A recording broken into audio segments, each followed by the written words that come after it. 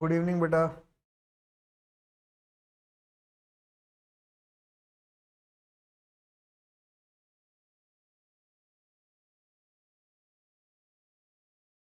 अभी चालू करते हैं, बस मैं सब जगह डाल दूँ लिंक, शेयर कर दूँ लिंक, फिर चालू करता हूँ।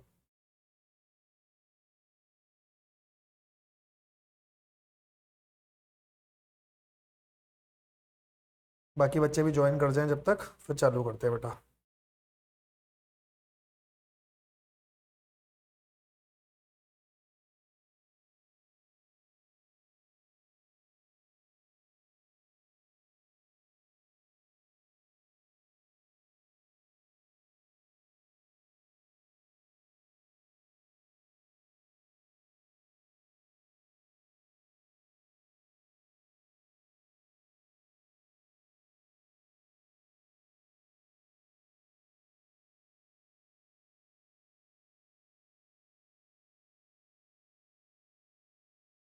गुड इवनिंग नैना।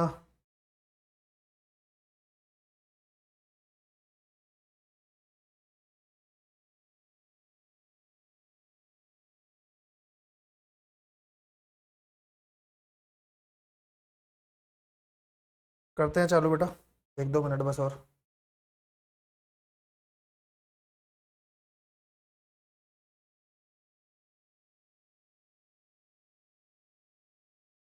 हेलो बेटा। हेलो श्रुति। हेलो ललित।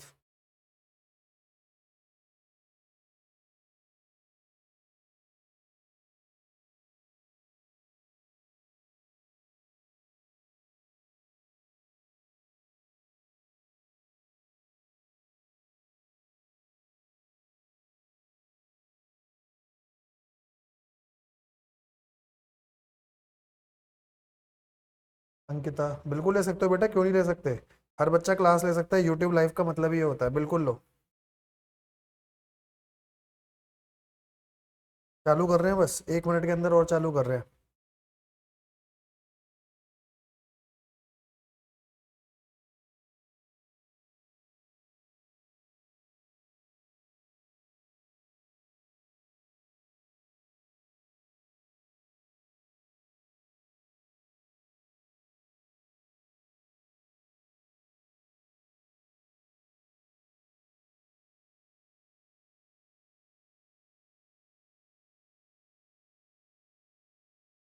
हाय विनय।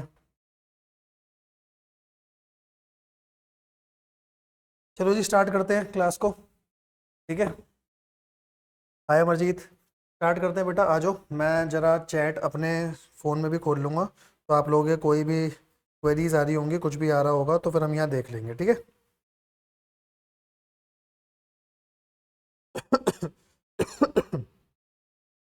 चलो जी, एक बार जल्दी से बेटा मेरे को बता दो, ऑडियो वीडियो सब कुछ क्लियर है ना। ऑडियो वीडियो में कोई डाउट है, कोई परेशानी है तो बता दो, नहीं तो चलते हैं आगे, है ना। चलो स्टार्ट करते हैं क्लास को। देखो आज की इस क्लास में होगा क्या, पहले वो समझना आप। अब चीज़ों को छोड़ो और सिर्फ समझने पे ध्यान देना, ठीक है। चलो, सब कुछ परफेक्ट है, सब कुछ परफेक्ट है, आओ जी। सबसे पहले बेटा हमारे को पढ़ना क्या है आज की इस क्लास में, हमारे को कारो पढ़ना है, पूरा कारो की रिपोर्टिंग पढ़ेंगे। कारो की जो रिपोर्टिंग है अब वो अमेंड हो चुकी है, वो 2020 के अकॉर्डिंग आ गई है, पहले 2016 था, अब 2020 आ गया। ठीक है ना। गुड इवनिंग आकांक्षा। अब समझना बात को। तो हमारे को इसमें पढ़ना क्या है सर, कभी भी कारो का क्वेश्चन पेपर में आता है ना, तो आपको दो चीजें जरूर मेंशन करनी है। पहला, कौन कौन सी कंपनी पे कारो एप्लीकेबल है, क्या आपके केस में वो कंपनी है जिस पे कारो एप्लीकेबल है, या कारो एप्लीकेबल नहीं है, पहले आप ये बताओगे। दूसरा, कारो का कौन सा क्लॉज नंबर है। बेटा ध्यान रखना, ऑडिट में बहुत जरूरी है आपको कारो का क्लॉज नंबर लिखना।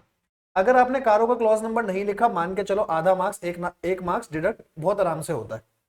ठीक है। हाय लक्ष्य। चलो अब इसके बाद जरा स्टार्ट करते हैं क्लास को। तो हमारा रिपोर्टिंग चल रहा है कारो के अंडर, तो सबसे पहले कारो की फुल फॉर्म क्या है, फुल फॉर्म देखना। Company auditor report order. ठीक है। कंपनीज की ऑडिटर रिपोर्ट का एक ऑर्डर आया था जिसमें रिपोर्टिंग करनी है, तो बेटा इसकी अगर आप फुल फॉर्म पेपर में लिखोगे तो सबसे बढ़िया। सिर्फ कारो कारो बोलना मत, कारो की फुल फॉर्म भी आपको पता होनी चाहिए क्या है। देखो, कारो लगता किस पे है, कारो लगता है सर कंपनीज पे। कंपनीज पे किस पे, ऑडिटर की रिपोर्ट का एक ये ऑर्डर आया है जिसमें ये लिखा है कि कौन कौन सी चीजों की आपको रिपोर्टिंग करनी है। ठीक है जी, यहां तक तो कोई दिक्कत नहीं है। आगे चलते हैं। अब देखो सबसे पहले एक इंपॉर्टेंट पॉइंट, कारो लगेगा आपका 2020, ये कौन कौन सी कंपनी पे एप्लीकेबल है और कौन सी कंपनी पे एप्लीकेबल नहीं है। बेटा ज्यादातर एमसीक्यू ना इसी पार्ट से बनते हैं, तो जरा इस चीज को ध्यान से समझना कि कारो कहां कहां पे लगेगा। सर कारो हर कंपनी पे लगता है इंक्लूडिंग फॉरेन कंपनी। सर ये पीडीएफ हमें मिल जाएगी बेटा, ये पीडीएफ आपको बिल्कुल मिल जाएगी, टेलीग्राम ग्रुप पे पीडीएफ में डाल दूंगा। दूसरी एक चीज और, इसको कैसे क्या याद करना है, इसके क्लॉजेस कैसे याद करने हैं, वो सब मेरे ऊपर छोड़ दो। बस अभी के लिए ना जो मैं बताते जा रहा हूं बस ठंडे दिमाग से वो सुनते चलो, आपको सब कुछ याद हो जाएगा वीडियो के एंड तक, ये मेरी गारंटी है। ठीक है। हाय पीयूष, गुड इवनिंग बेटा। अब देखो इसके बाद हम आगे चलते हैं। सबसे पहले कारो लग किस पर है, कारो हर कंपनी पर लगता है इंक्लूडिंग फॉरेन कंपनी। पहली बात तो यहां तक अपने दिमाग में बिठा लो। सर हर कंपनी पे लगेगा, सर हर कंपनी पे लगेगा, फॉरेन कंपनी पे भी लगेगा, लेकिन इसकी कुछ एक्सेप्शंस है। आगे देखो क्या लिखा है, बहुत बड़ा सा एक वर्ड लिखा है एक्सेप्ट, आगे लिखा है एक्सेप्ट, तो आपको ये देखना है इसकी एक्सेप्शंस क्या क्या है, उसके ऊपर हम बात करते हैं। देखो सबसे पहले कोई भी बैंकिंग कंपनी जो बैंकिंग रेगुलेशन एक्ट में लिखी है, मतलब सिंपल सी बात बोलूं सर कोई बैंक है तो उस पे कारो नहीं लगेगा। आगे की बात करते हैं, कोई इंश्योरेंस कंपनी है कारो नहीं लगेगा, कोई सेक्शन 8 कंपनी है उस पे भी कारो आपका नहीं आएगा। यहां तक तो कोई दिक्कत नहीं। आगे समझना, कोई भी 1% कंपनी है, 1% कंपनी आपको पता है जो कंपनी एक्ट में दे रखी है, मैं कंपनी एक्ट की बात नहीं कर रहा अभी, बस इतना सा ध्यान रख लो, अगर 1% कंपनी है कारो नहीं आएगा।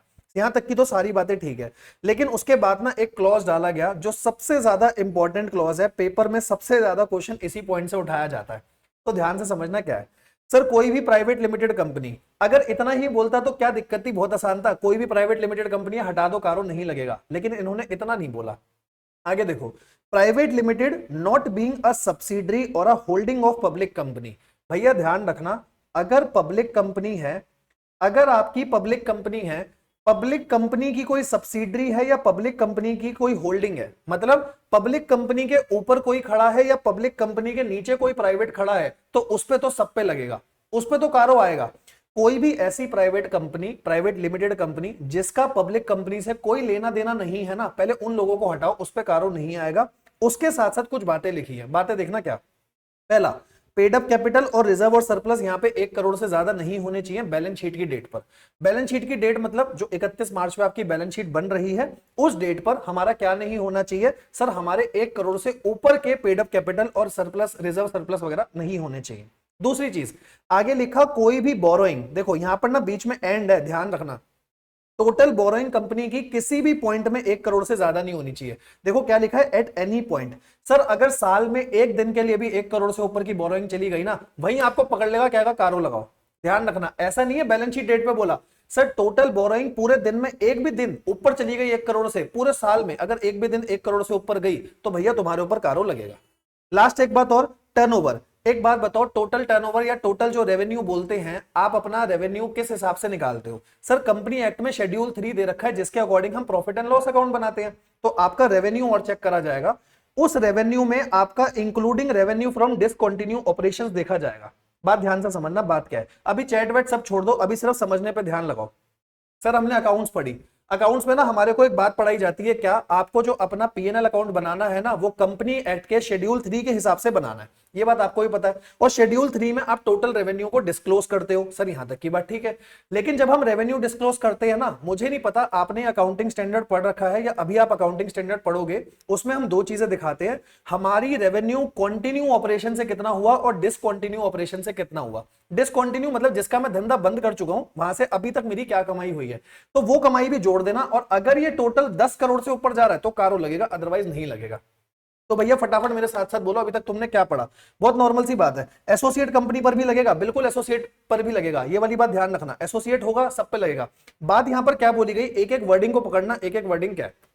देखो जी, सबसे पहले नॉर्मल सी बात, किन किन पे कारो नहीं आ रहा, बैंक पे नहीं लगेगा। कारो की फुल फॉर्म क्या है, फुल फॉर्म बताओ। कंपनी का ऑडिटर रिपोर्ट का एक ऑर्डर आया, कब आया, 2020 में आया, ठीक है। कह रहे बैंक पे आएगा, नहीं आएगा। इंश्योरेंस कंपनी पे नहीं आएगा, सेक्शन 8 कंपनी नहीं आएगा, 1% कंपनी नहीं आएगा। सर 4 तो बहुत सिंपल है, 5वें में इन्होंने 2-4 चीजें डाली, 5वें पॉइंट में कलेश है। क्या 5वां पॉइंट है, ध्यान से समझना। सबसे पहले बोला, कोई भी प्राइवेट कंपनी जो पब्लिक की या तो होल्डिंग ना हो या सब्सिडरी ना हो। सर अगर वो एसोसिएट हो, एसोसिएट है तो भैया लगेगा कारो। बात समझना ध्यान से, क्या बोला, कोई भी ऐसी प्राइवेट कंपनी जो पब्लिक कंपनी की ना तो होल्डिंग है ना सब्सिडरी है, और उसके अलावा उसमें 3 क्वालिटी हो। पता है 3 क्वालिटी क्या हो, ध्यान से समझना। तीन क्वालिटी है पीबीटी वाली, ध्यान से पीबीटी वाली बात समझना। अंकित सर का मैसेज आया, जब घर आया आइसक्रीम लेते आना, बिल्कुल लेते जाएंगे। अब समझो पीबीटी की हम क्या बात कर रहे हैं। सबसे पहला हम यहां पर क्या बोल रहे हैं, प्रॉफिट बिफोर टैक्स की तरह होता है वैसे समझना। पी का मतलब paid up capital. Sir paid up capital हमेशा 1 करोड़ से कम की होनी चाहिए। बोरोइंग हमेशा 1 करोड़ से कम होनी चाहिए। पूरे साल में एक भी दिन बोरोइंग 1 करोड़ से ऊपर गई ना, वहीं पर तुम्हें ट्रैफिक पुलिस वाला रोक लेगा, कहेगा भैया कारो लगा, ऐसे कैसे आगे जा रहा है।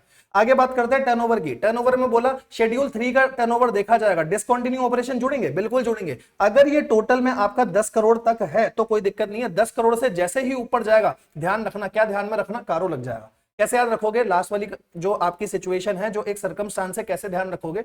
सिंपल सी बात, प्राइवेट लिमिटेड पब्लिक कंपनी का या तो होल्डिंग ना हो ना सब्सिडरी हो, यहां तक की बात तो ठीक है, लेकिन पीबीटी 1-1-10 से ऊपर ना हो। पीबीटी का मतलब, पी का मतलब पेड अप कैपिटल 1 करोड़ के अंदर हो, बी का मतलब बोरोइंग 1 करोड़ के अंदर हो। एक भी दिन आगे चली गई तो दिक्कत वाली बात है।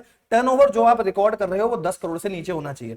जल्दी से बताओ क्लियर हुआ या नहीं हुआ, यहां तक की बात क्लियर है। मेरे दोस्त भी कह रहे हैं लेकर के आना। पीयूष बेटा आपको भी मिलेगी, बिल्कुल मिलेगी, पहले पढ़ लो, पक्का मिलेगी, ठीक है।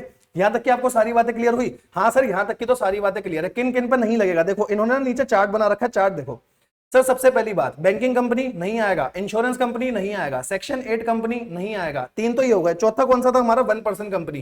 कोई स्मॉल कंपनी है, स्मॉल कंपनी पे भी नहीं लगेगा। स्मॉल कंपनी के साथ साथ एक बात और बोल दी, क्या बात बोली, कोई भी ऐसी प्राइवेट लिमिटेड कंपनी जो या तो पब्लिक कंपनी की होल्डिंग ना हो, ना ही वो सब्सिडरी हो, और साथ में पीबीटी चेक कर लेना। पीबीटी की मतलब पेड अप कैपिटल और शेयर रिजर्व, रिजर्व और सरप्लस 1 करोड़ से नीचे हो, बोरोइंग किसी भी टाइम पे 1 करोड़ से नीचे हो, टर्नओवर जो आप डिस्क्लोज कर रहे हो 10 करोड़ से नीचे हो।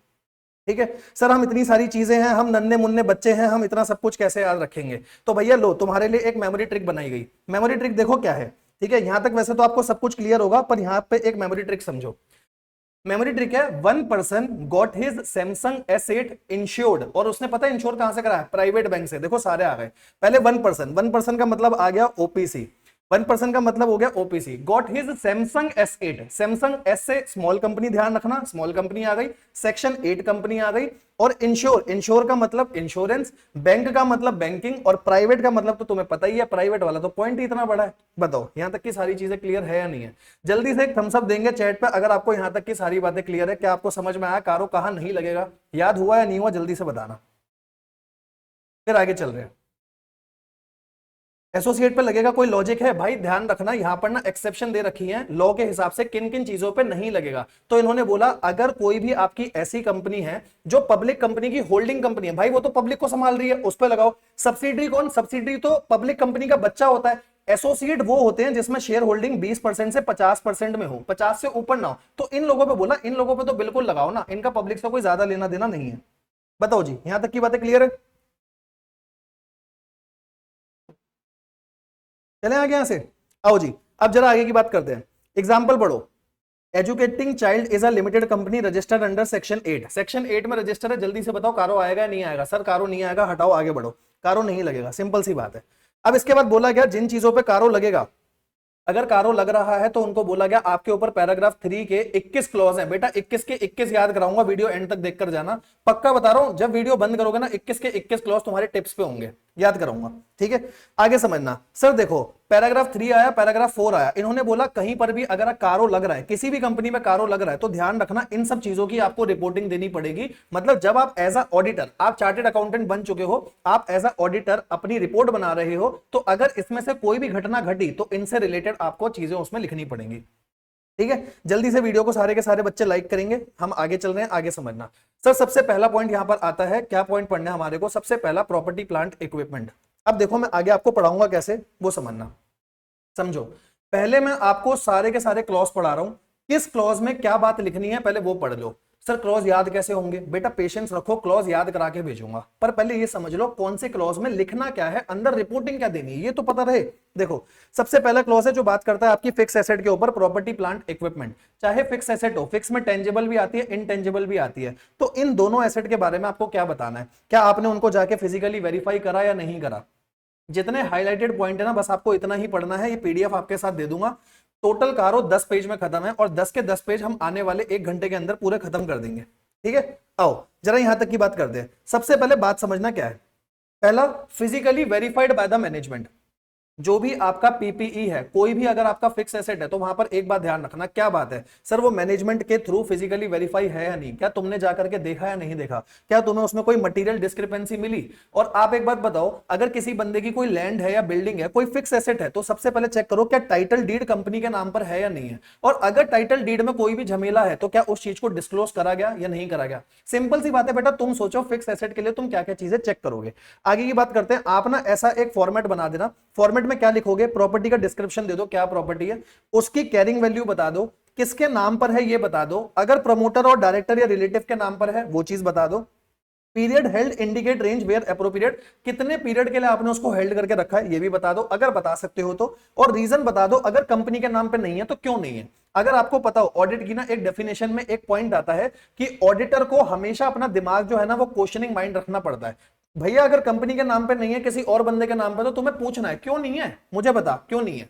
समझ में आया, आगे समझो। इसके साथ साथ एक चीज और, अगर तुमने पूरे साल में अपनी पीपीई को रजिस्टर रीवैल्यू करा है, तो एक बात ध्यान रखना, तुमने रीवैल्यू करते समय रजिस्टर्ड वैल्यूअर के पास गए, रजिस्टर्ड वैल्यूअर की आपने रिपोर्ट देखी या नहीं देखी, यहां तक की बात ठीक है। और साथ में क्या आपने रीवैल्यूएशन 10% से ज्यादा करा है। भाई साहब वापसी यहां पर आ जाओ, अगर कोई बंदा इधर उधर भाग गया, रीवैल्यूएशन के टाइम पे ये बात जरूर देखना कि 10% से ज्यादा रीवैल्यू करा या नहीं करा। आपके सामने केस स्टडी आएगी, वो आपको बोलेगा प्लांट मशीनरी 10 लाख की थी, आपने 12 लाख की रीवैल्यू कर दी, 10% से जैसे ही ज्यादा करी वहीं पे कारों में रिपोर्टिंग डाल देना। देखो क्या लिखा है, जैसे ही चेंज 10% या उससे ज्यादा हुआ एग्रीगेट में नेट कैरिंग वैल्यू में, तो आपको उसकी रिपोर्टिंग दे दी है। बताओ क्लियर हुआ या नहीं हुआ। उसके अलावा आपने अगर कोई भी प्रॉपर्टी रखी हुई है बेनामी प्रॉपर्टी एक्ट में, जिसमें आपका टाइटल नहीं है या टाइटल डिस्प्यूटेड है, तो उसके बारे में बता देना।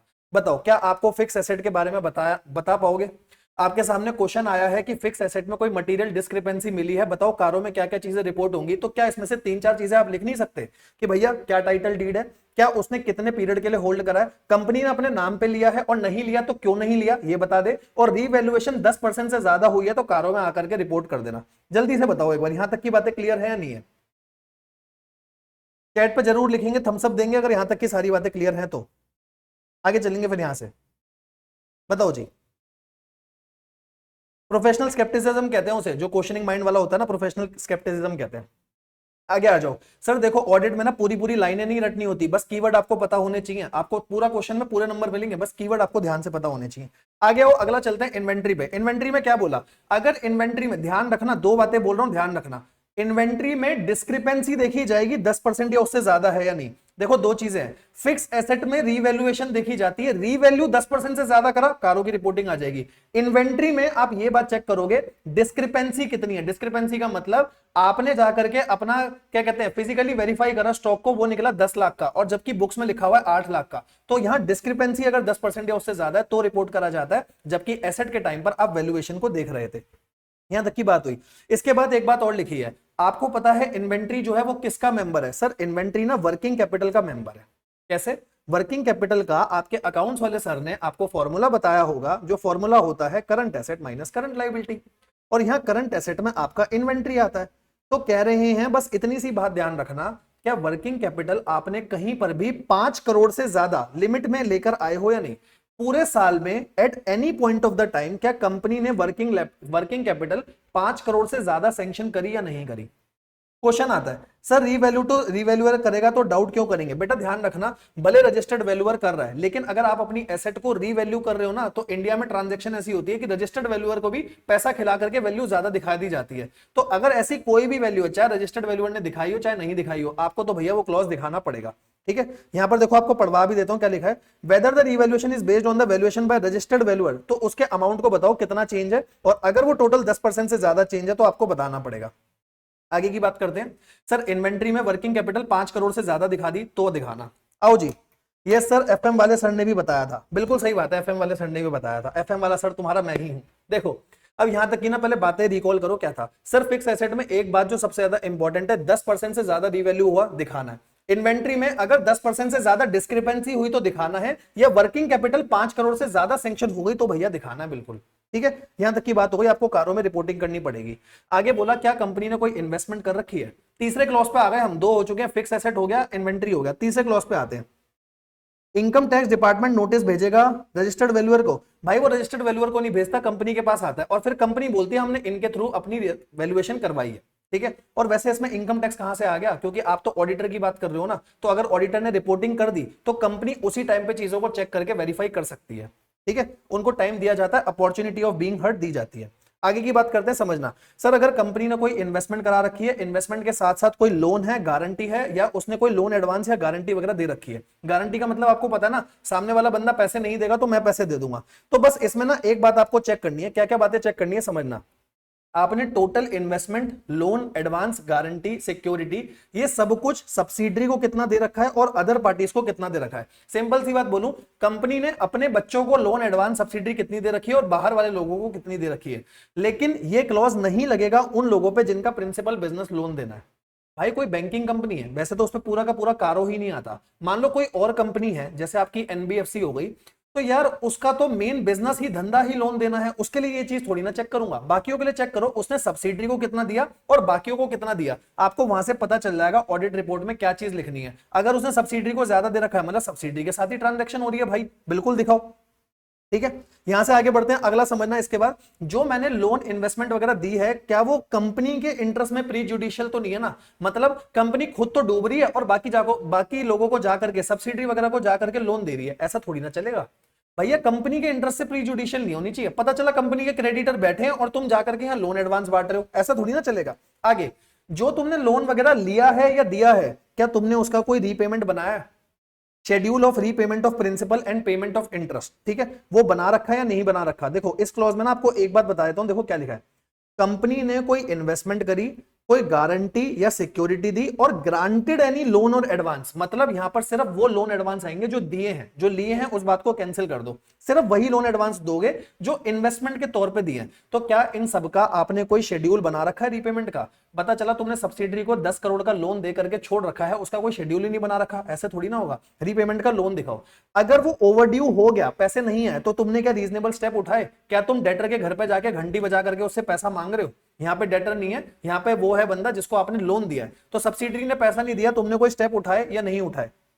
क्या कोई लोन को आपने रिन्यू करा, एक्सटेंड करा, या फ्रेश लोन, जो ऐसा भी कई बार होता है कि जब कोई लोन ओवरड्यू हो जाता है तो आप फ्रेश लोन देते हो, क्या आपने ये काम करे या नहीं करे? बस ये बात आप यहां पर चेक मत करना जिसका मेन धंधा ही लोन देना है, क्योंकि वो तो ऐसा होता है फ्रेश लोन वगैरह दे देते हैं। जो बाकी कंपनियां हैं उन्होंने इसमें से कोई काम करा या नहीं करा। इसके साथ साथ अगर कोई ऐसा लोन है रीपेबल ऑन डिमांड है, या विदाउट स्पेसिफिंग एनी टर्म्स और कंडीशन, आपने कोई टर्म्स और कंडीशन ही नहीं बताई, कोई पीरियड ही नहीं बताया रीपेमेंट का, तो भैया उस केस में ना इन सब चीजों की रिपोर्टिंग हो जाएगी, ठीक है। Our every drop of blood will be your inevitable debt for this lecture sir. अरे बहुत बहुत धन्यवाद आपका सर, ठीक है। अभी लास्ट में आपसे फीडबैक मांगूंगा, यहां तक की बात समझना। सबसे पहले मैं क्या बात कर रहा हूं, मैंने आपको बोला कंपनी ने कोई भी लोन या एडवांस दिया है। सबसे पहली बात, कंपनी ने क्या दिया? कोई भी लोन या एडवांस दिया, उसके अलावा कोई इन्वेस्टमेंट, गारंटी, सिक्योरिटी दी। भैया तुमने सब्सिडी को कितनी दी, बाकी बच्चों को कितनी दी, वो बताओ। दूसरा सर, इसके साथ साथ एक बात जो सबसे ज्यादा इंपॉर्टेंट है वो बताना, क्या कोई रीपेमेंट का शेड्यूल बना रखा है? अगर वो ओवरड्यू हो गया तो तुमने क्या उस चीज को कहीं रिकॉर्ड करा या नहीं करा? कहीं ऐसा तो नहीं लोन रीपेबल ऑन डिमांड है, अगर लोन रीपेबल ऑन डिमांड है या कोई पीरियड है रीपेमेंट का, तुमने ये बातें बता रखी है, लोन दे करके छोड़ रखा है? अगर ऐसी कोई भी बात है तो जो ऑडिटर है वो क्या करेगा? ऑडिटर अपनी रिपोर्ट में दिखाएगा अगर इसमें से कोई भी उसे मटेरियल डिस्क्रिपेंसी मिली तो, ठीक है। इसके बाद फोर्थ पॉइंट पे आते हैं। फोर्थ पॉइंट में क्या बोला? In respect of loan, investment, guarantee, security, अगर जहां पर प्रोविजन 185 और 186 लग रहे हैं, बेटा कंपनी एक्ट में जाना और कंपनी एक्ट में जाकर के 185 और 186 पढ़ना, आपको पता चलेगा आपके सिलेबस में ही वो नहीं है। आपके सिलेबस में कंपनी एक्ट के शायद, जहां तक मैं जानता हूं 148 तक कुछ सेक्शन है जो सिलेबस में है, 185 186 नहीं है। तो लोन, गारंटी, सिक्योरिटी के कुछ 185 और 186 सेक्शन है जो ये बात करते हैं प्रमोटर, डायरेक्टर वगैरह लोन वगैरह दे रहे हैं, तो उन बातों को हमें रिकॉर्ड करना, आप जाकर के रिपोर्ट कर देना, कौन सी बड़ी बात है, ठीक है। गुड इवनिंग, आइसक्रीम ले आए? बिल्कुल ले आए, अभी आपके घर पे आ रही है। नालायक, पहले पढ़ लो शांति से, फिर आइसक्रीम की बात करना। लोन, गारंटी, सिक्योरिटी हो गया, 4 पॉइंट हमारे हो गए। 5वां पॉइंट समझो। अगर भैया कंपनी ने कोई भी डिपॉजिट ले रखी है, देखो तुम्हारे को ना एक बात बताता हूं। और सर क्या हालचाल? मैडम एकदम बढ़िया, सुंदर है एकदम। हाँ देखो मैं क्या बात कह रहा हूं, समझना। अगर कोई भी कंपनी जो है डिपॉजिट एक्सेप्ट कर रही है, तुम्हारे को ना बिजनेस स्टडीज में क्लास 11th में एक बात बताई जाती है कि पब्लिक बैंक के पास अपना पैसा ना रखे। अगर कुछ ऐसी कंपनियां भी हैं जो लोगों से डिपॉजिट एक्सेप्ट करती है और उन्हें बहुत अच्छा खासा इंटरेस्ट देती है, हमने ये बात भी पढ़ रखी है। अब यहां ना एक बात और समझना, अगर कंपनी कोई भी डिपॉजिट को एक्सेप्ट कर रही है तो तुमने ना कंपनी एक्ट में सेक्शन पढ़ रखा है, सेक्शन नंबर 73 से 76, चेक करो सारी की सारी कंडीशन पूरी हो रही है नहीं हो रही। अगर कंडीशन पूरी नहीं हो रही, कारो रिपोर्ट कर देना उसी समय। सर हमें क्या पता 73 से 76 क्या है, भैया तुम्हारे को लॉ वाले टीचर ने पढ़ाए होंगे, उनसे जाके पूछ लो, मेरा काम ऑडिट पढ़ाना है, मैं ऑडिट पढ़ा रहा हूं। ठीक है, आगे की बात करते हैं, समझना। इसके बाद अगला, क्या तुमने अपने कॉस्ट रिकॉर्ड बनाए हैं? कॉस्ट रिकॉर्ड बनाने जरूरी होते हैं? हाँ सर बिल्कुल जरूरी होते हैं। आपको आपके कॉस्टिंग के टीचर ने बताया होगा, डायरेक्ट मटेरियल लिखो, डायरेक्ट लेबर लिखो, डायरेक्ट कॉस्ट लिखो, कॉस्ट शीट पूरी बनाओ, कितनी कॉस्ट लगी, क्या वेरिएंस एनालिसिस हुआ, क्या स्टैंडर्ड थे, उन सब चीजों को रिकॉर्ड करना होता है। उसका सेक्शन होता है सेक्शन नंबर 148। क्या तुम्हारे कंपनी एक्ट के हिसाब से रिकॉर्ड सारे बना रखे हैं या नहीं बना रखे? अगर रिकॉर्ड नहीं बना रखे तो कारों की रिपोर्टिंग हो जाएगी ऑडिटर के थ्रू, ये बात ध्यान रखना। ठीक है, क्या सर ये सेक्शन आपको याद रखना है? भाई अगर सेक्शन याद हो सके ना तो सिर्फ दो ही तो सेक्शन है अभी तक जो मैंने बोले। पहला लोन इन्वेस्टमेंट में कौन सा 185 186, यहाँ पे कौन सा 148, खत्म। कॉस्ट रिकॉर्ड कौन सा 148। आगे की बात करते हैं, क्या कंपनी रेगुलर है? जितने भी स्टेट ड्यूज लगते हैं, जल्दी से बताओ स्टेट ड्यूज कौन से होते हैं? जो भी कंपनी के ऊपर स्टैट्यूटरी ड्यूज लगते हैं, जैसे आपका जीएसटी हो गया, जीएसटी के अलावा कोई आपका अनडिस्प्यूटेड, मतलब जिसके ऊपर डिस्प्यूट नहीं चल रहा, मतलब नॉर्मली आपको कस्टमर से जीएसटी मिला, क्या तुम रेगुलर हो? रेगुलरली उसे पे कर रहे हो नहीं कर रहे? क्या जो पीएफ के पैसे हैं एम्प्लॉय के, तुमने काट के अपने पास जमा करके तो नहीं रख लिए, वो जाकर के तुमने पे करे या नहीं करे? एम्प्लॉय के स्टेट इंश्योरेंस के पैसे पे करे या नहीं करे? अगर इसका कोई भी एरियर है, ध्यान से एक बात समझना, एरियर कहां तक बोला गया? एरियर बोला गया अगर लास्ट डेट देखें 31 मार्च के अगले 6 महीने तक अगर इसका कोई भी एरियर है और अगर आपने वो पे नहीं करा, ऑडिटर आएगा, ऑडिटर उसकी रिपोर्टिंग कारों में कर देगा। ध्यान से पढ़ो क्या लिखा है, extent of arrears outstanding statutory due as on the last day of financial year concerned for a period more than 6 months from the date they become payable shall be indicated। जिस दिन से, मेरे को ना यहाँ 31 मार्च भी नहीं लिखना चाहिए, इसको पता कैसे लिखना चाहिए? ध्यान से मेरी बात समझना, मैंने बोला जिस दिन से वो पेबल थे, अगर साल के एंड तक आते आते 6 महीने से ऊपर ओवरड्यू हो गया, मैं रिपोर्टिंग कर दूंगा। 31 मार्च को भी हटाओ, देखो क्या बात लिखी है, for a period for more than 6 month from the date they become payable. जिस दिन वो पेबल हो गए और 31 मार्च को अगर वो लाइबिलिटी खड़ी है और 6 महीने से ज्यादा वो पेबल दिख रहा है, ऑडिटर आएगा और अपने कारों में दिखा देगा। ठीक है, अतुल ने चीजें बता दी, जीएसटी आएगा इसमें, डब्ल्यूसीएफ आएगा, इनकम टैक्स आएगा, बिल्कुल सही बता रहे हो बेटा। आगे एक बात और समझना, सर जितने भी स्टैट्यूटरी डिस्प्यूट है, क्या उस पर कोई डिस्प्यूट तो नहीं चल रहा? और अगर कोई डिस्प्यूट चल रहा है ना तो उस कोर्ट का नाम बताओ, करकाडूमा कोर्ट में चल रहा है, हाई कोर्ट में चल रहा है, सुप्रीम कोर्ट में चल रहा है, कहां चल रहा है उसके बारे में बताओ। ये आपको बताना जरूरी है। इस क्लॉज में ये बात लिखी है, स्टैट्यूटरी ड्यू रेगुलरली पे करे या नहीं करे, 6 महीने से ज्यादा कोई ऐसे तो नहीं है जो पेबल है। और एक बात और जो बहुत ज्यादा इंपॉर्टेंट है, क्या बात आपको ध्यान रखनी है, अगर कहीं कोई डिस्प्यूट चल रहा है तो उस कोर्ट के बारे में बताओ।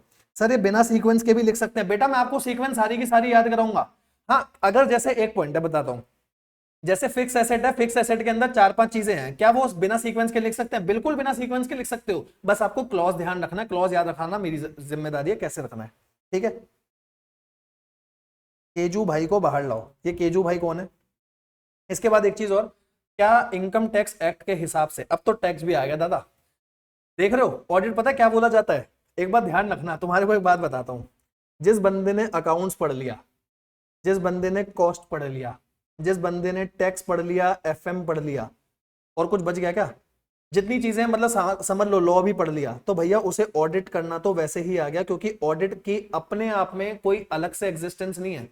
वो ये चीज चेक करता है क्या बाकी सारी चीजें हो रखी है या नहीं। अब आप बोलोगे सर ये बात है ना प्रैक्टिकल लाइफ में अच्छी लगती है, पर जब हम आईसीआई का एग्जाम लिखते हैं ना तो इसी में सबसे ज्यादा फेल करता है, तभी तो हम पढ़ रहे हैं। ठीक है, आ जाओ जी, एसएम पढ़ लिया, एसएम भी बोला भाई ने, अब सारी चीजें। अब देखो टैक्स आया, तुमने टैक्स में ना कोई इनकम छिपा रखी है, तुम्हारे पास ब्लैक मनी है, काला धन है तुम्हारे पास, तुमने छिपा करके रखा है कि मैं इस इनकम को दिखाऊंगा नहीं, मेरा टैक्स बढ़ जाएगा। अगर ऑडिटर को पता चल गया कोई भी अनरिकॉर्डेड इनकम है तो भैया तुम गए मतलब वो कारों में जाकर के रिपोर्टिंग कर देगा। यहां तक की बातें क्लियर हुई?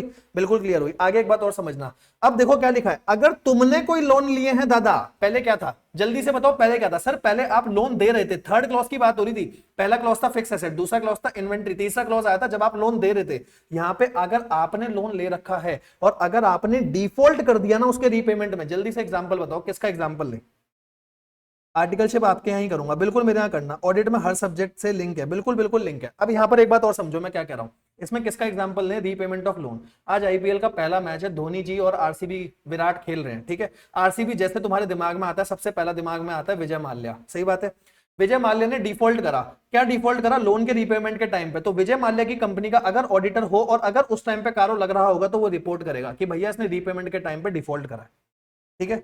लोन दे रहे थे, अब ले रहे हैं, बिल्कुल सही बात है, लेने देने वाली ही तो बात है, ऑडिट और क्या है। अब देखो सर, जब एक बात यहां पे समझना, जब आप रीपेमेंट की बात कर रहे हो ना, तो रीपेमेंट के टाइम पे आपको बताना क्या है सर, वो कौन सी बोरोइंग थी, मतलब आपने लोन लिया है, डिबेंचर इशू करे हैं, डेट सिक्योरिटी है, क्या है, किस बंदे से लोन लिया है, कितना अमाउंट नहीं पे करा, और अमाउंट जो पे नहीं करा वो प्रिंसिपल नहीं करा या इंटरेस्ट नहीं करा, कितने दिन के लिए नहीं करा, ये सारी बातें बता देना। सर ये सारी बातें याद रखनी जरूरी है। अरे तुम्हारे को जितनी याद होती है उतनी याद कर लो ना, ऐसा समझोगे सारी याद करनी है फिर तुम कुछ नहीं करोगे, जितना याद हो रहा है उतना तो करो। सिंपल सी बात, सर आपने लोन लिया, किस बंदे से लिया, किस बंदे से लिया, किस नेचर का लिया, प्रिंसिपल नहीं पे हुआ या इंटरेस्ट, सर हम तो नालायक है, हमने कुछ नहीं पे करा। आगे बात करो, सर कितने दिन के लिए ओवरड्यू हुआ था, कोई रिमार्क्स है, रिमार्क्स भी बता देना, बस बात खत्म हो गई।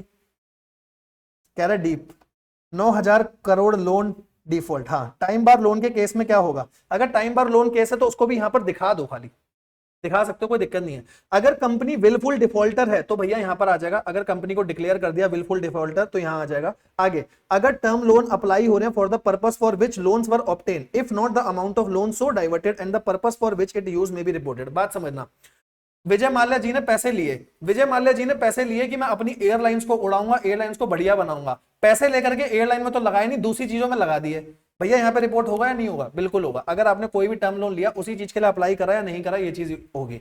एक चीज और बताता हूं, इस वाले पॉइंट पे ना जरा स्टार लगाना, पॉइंट ध्यान से समझना, पॉइंट क्या है, आपने शॉर्ट टर्म पे कोई लोन लेकर के क्या उसका लॉन्ग टर्म पर्पस में तो यूज नहीं करा। बात समझना, सर मैं ना वर्किंग कैपिटल लेकर के आया, बात ध्यान से समझना, मैंने वर्किंग कैपिटल ली 4 करोड़, पहले ऊपर बताओ ऊपर वाले क्लॉज में आएगी या नहीं आएगी, जल्दी से मुझे सबके आंसर चाहिए। विजय माल्या खुद उड़ गया मेरे पैसे लेकर, बहुत अच्छी बात है, मुझे जल्दी से बताओ, अगर आपने वर्किंग कैपिटल का 4 करोड़ का सैंक्शन करा है, ऊपर वाले क्लॉज में आएगा या नहीं आएगा? मुझे लाइव चैट पे सबके आंसर चाहिए बेटा, जल्दी से बताओ। 4 करोड़ लिया, आएगा या नहीं आएगा? अरे नालायक को बोलो, आपने वर्किंग कैपिटल में 4 करोड़ ले रखे हैं, सैंक्शन कराए, आएगा? सर नहीं आएगा, क्योंकि अभी तो आपने पढ़ाया था इन्वेंट्री में, बोला था 5 करोड़ से ऊपर होंगे तो उस पर कारों की रिपोर्टिंग होगी, यहां तक तो नहीं होगी। अब समझना सर, वर्किंग कैपिटल आपने 4 करोड़ का लिया, यहां तक समझ आता है, और इस 4 करोड़ का आपने जो पैसा लिया था वर्किंग कैपिटल के लिए लिया था, शॉर्ट टर्म पर्पस के लिए लिया था। वर्किंग कैपिटल तो current asset minus current liability होता है। आपने पता है क्या करा, इसमें से ना 1 करोड़ रुपए लेकर जाकर प्लांट खरीद लिया, तुमने कोई लॉन्ग टर्म पर्पस के लिए यूज कर लिया, बताओ अब रिपोर्टिंग होगी? सर ऊपर वाले क्लॉज में नहीं होगी, लेकिन यहां पे रिपोर्टिंग हो जाएगी। शॉर्ट टर्म का कोई भी फंड लेकर के अगर लॉन्ग टर्म में लगा दिया ना बेटा, ऑडिटर आएगा और कारो लगा देगा, ये बात ध्यान रखना, ठीक है। नहीं आएगा, 5 करोड़ की लिमिट है, वाली बात ध्यान रखना, ठीक है। अब बात दोबारा से समझो मैंने क्या बोला, सर वर्किंग कैपिटल में सैंक्शन की लिमिट 5 करोड़ से ऊपर गई, उसको थर्ड पॉइंट में पकड़ लो, लेकिन अगर वर्किंग कैपिटल 4 करोड़ का है वहां तो नहीं आएगा, पर अगर मैंने उससे जाके कोई भी लॉन्ग टर्म की चीज खरीद ली, भैया यहां आ जाएगा, ये बात ध्यान रखना।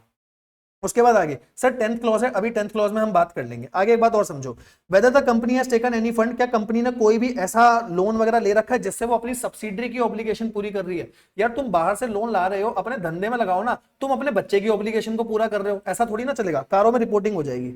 इट मींस उसी पर्पस में लोन अमाउंट यूज होना चाहिए, बिल्कुल, बट ये तो करंट लाइबिलिटी है सर। भाई बात समझना, ये करंट लाइबिलिटी नहीं है, मैंने वर्किंग कैपिटल में कोई पैसा लिया है और उस पैसे को लेकर के मैं प्लांट खरीद रहा हूं, प्लांट क्यों खरीदूंगा भाई? प्लांट नहीं खरीद सकता, ठीक है, ये बात ध्यान रखना। और जो ऑब्लिगेशन वाली बात है वो ये नहीं होगा कि करंट लाइबिलिटी है, चाहे सब्सिडरी का हो, चाहे एसोसिएट का हो, चाहे ज्वाइंट वेंचर का हो, तुमने कोई ऑब्लिगेशन को पूरा करने के लिए लोन नहीं लिया, लोन धंधा चलाने के लिए लिया, उसमें पूरा करो। अगर इसके साथ साथ एक बात और, कंपनी ने लोन लिया during the year on the pledge of security hold, security held in it subsidiary, आपके पास कोई सब्सिडरी रखी हुई है और एज अ कोलेटरल को दिखा करके आपने लोन लिया, तो वो भी यहाँ पे कारों में रिपोर्टिंग होगी। हाँ प्लांट नहीं ले सकते, बट लिमिटेड कुछ समझ नहीं आया, बट लिमिट का कुछ समझ नहीं आया बेटा। बात समझ, बात क्या है देख, हमने ना शायद अभी तूने लेट ज्वाइन कराया कुछ, देखो एक बात बताता हूँ, देख हम ना यहाँ इन्वेंट्री पे बात करते हैं, कहाँ गई हमारी इन्वेंट्री, ये रही इन्वेंट्री में हमने एक बात पढ़ा, अगर working capital in excess of 5 crore रुपया होगा तब यहां आएगा। मैंने आपको बोला आपने वर्किंग कैपिटल लिया 4 करोड़ का, तो इस वाले पॉइंट में नहीं आएगा, पर अगर आपने वर्किंग कैपिटल से कोई लॉन्ग टर्म एसेट खरीद लिया तो इस क्लॉज में तो नहीं आ रहा वो, पर नीचे वो जा रहा है। नीचे वो जा रहा है क्योंकि आपने शॉर्ट टर्म की चीज को लॉन्ग टर्म में यूज कर लिया है। आई होप अब आपको अच्छे से क्लियर हो गया होगा, मैं इससे ज्यादा टाइम इस पर डिवोट नहीं करूंगा। दूसरा, सर इसके बाद आपने कोई पैसा लिया, relation of short term loan and working capital में 5 करोड़ लिमिट, बिल्कुल अब सही है। अब एक बात और समझना, आपने पैसा लिया, आपने पैसा लगाया इनिशियल पब्लिक ऑफर से लेकर के या फॉलो ऑन पब्लिक ऑफर से लिया, तो क्या तुमने उस पर्पस के लिए यूज करा या नहीं करा? बात समझना, मेरा धंधा है, मैं आया तुम्हारे आगे प्रोस्पेक्टस लेकर के आया, मैंने प्रोस्पेक्टस दिखाया, मैंने बोला मेरे को अपने धंधे के लिए पैसा चाहिए, मैंने तुम सब लोगों से पैसा लेकर के अपने लिए बड़ी बड़ी गाड़ियां खरीद ली। अगर ऑडिटर को ये बात पता चल गई ना, वो कारो रिपोर्ट कर देगा, कारो में रिपोर्टिंग हो जाएगी। ठीक है, अगली एक बात और समझना, जो तुमने आईपीओ या एफपीओ लिया, क्या उसका प्रेफरेंशियल अलॉटमेंट या प्राइवेट प्लेसमेंट तो नहीं करा? प्रेफरेंशियल अलॉटमेंट का मतलब होता है कुछ ही लोगों को शेयर देना, सब लोगों को मत देना। ठीक है, या प्राइवेट प्लेसमेंट, कुछ फॉरेन इंस्टीट्यूशनल इन्वेस्टर या कुछ प्राइवेट प्लेयर को ही तो अपने शेयर नहीं दे दिए, इस बात को ध्यान में रखना। ठीक है, ये आईपीओ और एफपीओ से रिलेटेड पॉइंट था। अब उसके बाद, क्या कंपनी ने कोई फ्रॉड करा तो नहीं, या कंपनी पे कोई फ्रॉड तो नहीं हुआ, दोनों बातों को रिपोर्ट करना है। ध्यान से बात को समझना, बात क्या है। सर कंपनी के ऊपर कोई फ्रॉड हुआ जो एम्प्लॉय वगैरह ने करा, या कंपनी ने किसी दूसरी कंपनी के ऊपर फ्रॉड करा, अगर ऑडिटर को कुछ भी पता चलेगा तो कारों की रिपोर्टिंग होगी। यहां तक की बात ठीक है? हाँ। सर अगर वर्किंग कैपिटल 6 करोड़ होता और 1 करोड़ का लॉन्ग टर्म में लगा दिया होता, दोनों में आएगा? बिल्कुल दोनों में आएगा। एक बात ध्यान रखना, ऐसा जरूरी कभी भी नहीं है कि कारों की रिपोर्टिंग एक क्लॉज में होगी, एक से ज्यादा क्लॉज में हो सकती है, बिल्कुल होगी, ये बात ध्यान रखना। सर यहां तक की बातें हो गई, एक बात अब और बताओ, कंपनी के ऊपर फ्रॉड हुआ, समझ आ गया, कंपनी ने फ्रॉड किया, समझ आ गया। दूसरा, सर आपने ना ये चीज पढ़ी होगी एसए 240 में, स्टैंडर्ड्स ऑफ ऑडिटिंग 240 फ्रॉड से रिलेटेड है, जिसमें कंपनी एक्ट का सेक्शन बताया जाता है 143 सबसेक्शन 12। मैंने बच्चों को पता है कैसे याद रखवा रखा है, 143 को ना हम लोगों की लैंग्वेज में यूज करा जाता है आई लव यू से। तो ऐसे समझना, कंपनी एक्ट ने क्या करा फ्रॉड के लिए, पता है सेक्शन कैसा बताया? कंपनी एक्ट ने प्यार से 12 बजा दिए कंपनी के, तो फ्रॉड हो गया। ऐसे समझो, कंपनी एक्ट ने कंपनी के लिए क्या करा, प्यार से 12 बजा दिए, तो उसका फ्रॉड हो गया। तो 143 सबसेक्शन 12, आपको सेक्शन याद रखना है। ध्यान रखना, अभी तक हमने टोटल मिलाकर के 3 सेक्शन बोले। पहला, सर लोन सिक्योरिटी गारंटी में सेक्शन आया 185 या 186, पहली बात वहां पे खत्म हो गई थी। एक सेक्शन हमारा बीच में और आया था, कॉस्ट रिकॉर्ड, जिसमें आपको रिकॉर्ड बनाने पड़ते हैं, 148। तीसरा सेक्शन हमारे सामने आया फ्रॉड से रिलेटेड, कंपनी एक्ट ने कंपनी के प्यार से 12 बजा दिए, प्यार से मतलब 143, 12 बजा दिए, सबसेक्शन 12। ठीक है, कह रहा अरे लव यू टू बेटा, आगे की बात करते हैं। ठीक है, इसके साथ साथ और एक बात और ध्यान रखना, क्या कंपनी के ऊपर कोई विसल ब्लोअर की कंप्लेंट है? विसल ब्लोअर कौन होता है? जो सीटियां बजा देता है, जो कंपनी में रहते हुए कंपनी की सीटी बजा रहा है ना, उसे बोलते हैं विसल ब्लोअर। कंपनी का कोई इंप्लॉई है, उसने कंपनी के खिलाफ कोई भी कंप्लेन कर दी, तो भैया ध्यान रखना विसल ब्लोइंग हो गई है, कंपनी का ऑडिटर आएगा और कारों में रिपोर्टिंग कर देगा। ठीक है, और यहां पर आपको एक बात और बताऊं, इसके साथ साथ ना 143 सबसेक्शन 12, आप यहां पर ये बात और ध्यान में रखना, यहां पे आपका फॉर्म नंबर जाएगा एडीटी 4। 4 कैसे याद रखोगे? देखो, एडीटी का मतलब हो गया ऑडिटर, 4 का मतलब 4 से फ्रॉड। 4 से कैसे याद रखोगे? 4 से मतलब फ्रॉड है, ऐसे ध्यान में रखना, सिंपल सी बात है। एडीटी, एडीटी का मतलब क्या हुआ मेरा? ऑडिट, ऑडिट का फॉर्म नंबर है 4, 4 फॉर फ्रॉड। ठीक है, याद रहेगा ना, प्यार से 12 बजाए 143 सबसेक्शन 12, एडीटी 4 आएगा। आगे की बात करते हैं सर। अब इसके बाद बात होगी निधि कंपनी की। निधि कंपनी आपको भी पता है छोटी छोटी कंपनियां होती है, बेचारी नन्ही मुन्नी सी कंपनियां होती है। तो इसके लिए सबसे पहले आप रेशियो चेक कर लेना, net own fund. Net own fund का मतलब मेरा अपना पैसा कितना, मेरे अपने पैसे के साथ डिपॉजिट का रेशियो क्या 1:20 है या नहीं। लोगों ने जो पैसा लगाया है और मेरा अपना पैसा, क्या इसका रेशियो 1:20 है अपनी लाइबिलिटी को पूरा करने के लिए? अगर है तो ठीक है, अगर ये रेशियो नहीं है, ऑडिटर आएगा और ऑडिटर आकर के क्या करेगा? रिपोर्टिंग कर देगा। ठीक है, यहां तक कोई दिक्कत तो नहीं? आगे बात करते हैं। निधि कंपनी के पास एक चीज और चेक करना, क्या 10% का अनएनकम्बर्ड टर्म डिपॉजिट है? बात ध्यान से समझना, अनइनकम्बर्ड टर्म डिपॉजिट का मतलब क्या है? सर मेरे पास ना आज एक बैंक में एफडी रखी है 5 करोड़ रुपए की, मान लो रखी है, भगवान जल्दी से इस बात को सच करे, 5 करोड़ की मेरे बैंक में एफडी रखी है, जिसके ऊपर कोई कोलेटरल नहीं है, वो बिल्कुल फ्री रखी है। मैं उसको किसी चीज के लिए यूज ही नहीं करता, ना तो उस पर कोई लोन है, बिल्कुल फ्री पड़ी है, ना तो किसी कोलेटरल से ना किसी सिक्योरिटी से। इसको बोला जाता है अनएनकम्बर्ड टर्म डिपॉजिट, जिसके ऊपर कोई रिस्ट्रिक्शन नहीं है। ध्यान से समझना, अनइनकम्बर्ड टर्म डिपॉजिट का मतलब जिसके ऊपर कोई रिस्ट्रिक्शन नहीं है। तो क्या निधि कंपनी ने अपने पास जितने डिपॉजिट आए हैं, क्या उसका 10% अनइनकम्बर्ड टर्म डिपॉजिट की तरह रखा है या नहीं रखा? अगर रखा है तो कारों में रिपोर्टिंग नहीं होगी, अगर तुमने नहीं रखा कारों में रिपोर्टिंग हो जाएगी, क्योंकि निधि का मेन काम ही डिपॉजिट लेना होता है भाई। ठीक है, आगे की बात करते हैं। इसके बाद whether there has been any default in payment of interest on deposit और रीपेमेंट, जिस बंदों ने आपके पास आकर के डिपॉजिट रखा है, क्या तुमने उसकी पेमेंट सही से करी है? पेमेंट तो सही से करी है, क्या उसका इंटरेस्ट वगैरह सब कुछ सही से दिया? नहीं दिया तो कारों में रिपोर्टिंग हो जाएगी। आगे की बात करना, जितनी रिलेटेड पार्टी की ट्रांजैक्शन है वो 177 या 188 सेक्शन के थ्रू हो रही है, नहीं हो रही? याद कैसे रखोगे? सिंपल सी बात बता रहा हूं, देखो आपको ध्यान में रखना है, रिलेटेड पार्टी की जो ट्रांजैक्शन है वो सेक्शन 177 या 188 के हिसाब से हो रही है नहीं। सर हम तो ना इंटर के स्टूडेंट है, हम पे तो 148 तक सेक्शन लगते हैं, हम इसको याद क्यों करें? बेटा याद कर लो, एग्जामिनर पे बहुत अच्छा इंपैक्ट पड़ेगा। पता है याद कैसे करोगे? देखो 177 7 और 7 आपस में रिलेटेड है तो रिलेटेड पार्टी का हो गया। 188 8 और 8 आपस में रिलेटेड है तो रिलेटेड पार्टी का सेक्शन हो गया ना 177 और 188। बताओ मजा आया या नहीं आया? जल्दी से बताना लाइव चैट पे।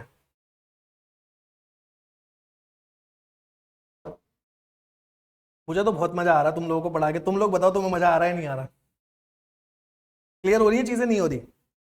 सर कंपनी ने ना कोई रिलेटेड पार्टी ट्रांजैक्शन करी है, कंपनी की कोई रिलेटेड पार्टी है, ध्यान दे लो बस, उसने जो रिलेटेड पार्टी की ट्रांजैक्शन करी है वो एज पर सेक्शन 177 और 188 करी है नहीं करी? 7 और 7 आपस में रिलेटेड, 8 और 8 आपस में रिलेटेड। ठीक है, आगे की बात करते हैं। आगे की बात देखो, इसके बाद क्या कंपनी का अपना कोई इंटरनल ऑडिट सिस्टम है? भाई तुम कब तक बाहर के लोगों पर निर्भर रहोगे? बाहर के लोग का मतलब, सर बाहर के लोगों का मतलब होता है स्टैट्यूटरी ऑडिटर्स, जो स्टेट ऑडिटर्स होते हैं कंपनी के, उनको छोड़ो। क्या कंपनी का अपना कोई इंटरनल ऑडिट सिस्टम है? और अगर है तो कंपनी के अपने इंटरनल ऑडिटर हैं, उनकी रिपोर्ट को भी चेक कर लो। अगर इंटरनल ऑडिटर नहीं है, उन्होंने सही से रिपोर्ट नहीं बताई है, कारों में रिपोर्टिंग कर देना, सिंपल सी बात। अकाउंट के पेपर के लिए बेस्ट विशेष दे दो। बेटा बिल्कुल बेस्ट विशेष है, आपका पेपर बहुत अच्छा जाएगा। तुम्हें अंकित सर ने पढ़ाया, क्यों अच्छा नहीं जाएगा? मैं कह रहा हूं बहुत बढ़िया जाएगा, मेरी बात वैसे ही सच हो जाती है, पता तुम्हें। Like this video if you want to clear, बिल्कुल भाई, सारे के सारे बच्चे लाइक करो, तुम्हारे सारे पेपर अच्छे जाएंगे। ठीक है, और लास्ट में जब खत्म हो जाए बस एक बढ़िया सा फीडबैक दे देना, बता देना कैसा लगा। ठीक है, या तो उसमें कमेंट में या टेलीग्राम पे या मैसेज पे, जैसा आपको सही लगे, एक बार फीडबैक जरूर देना। बेटा तुम्हारे फीडबैक ही है जो हमें आगे के लिए मोटिवेट करते हैं और वीडियोस बनाने के लिए। कह रहा कल रोड बंद है, क्लास होगी? कल की कल बात करेंगे, इस वीडियो के बाद बात करेंगे, आगे की बात करते हैं, आओ। ठीक है, अभी क्लास की बात बाद में करूंगा, पहले समझ लो। सर क्या कंपनी का अपना इंटरनल ऑडिट सिस्टम है या इंटरनल ऑडिटर है? तो उस बात को भी बता देना। आगे की बात करते हैं, क्या कंपनी ने कोई नॉन कैश ट्रांजैक्शन करी है या नहीं करी है? भाई बात समझो, कंपनी की कैश ट्रांजैक्शन तो समझ में आती है, क्या कंपनी ने अपनी किसी भी, चाहे रिलेटेड पार्टी है, कोई डायरेक्टर है, कोई पर्सन है जो कनेक्टेड है किसी भी तरीके से, क्या उनके साथ कोई नॉन कैश ट्रांजैक्शन तो नहीं करी है? भाई ध्यान रखना इस बात को, जा करके ना चेक कर लेना, क्या उसने कोई बिल्डिंग या कंपनी की कोई एसेट अपने ही ऐसे किसी बंदे को तो नहीं देती है? नॉन कैश ट्रांजैक्शन को चेक करना है। आगे चलते हैं। इसके बाद एक बात और आती है, अगर कोई भी ऐसी कंपनी है जो एनबीएफसी बन रही है या हाउसिंग फाइनेंस बन रही है, देखो आपने नाम सुना होगा पीरामल हाउसिंग फाइनेंस का, एनबीएफसी होती है भाई, बहुत बढ़िया बढ़िया एनबीएफसी होती है।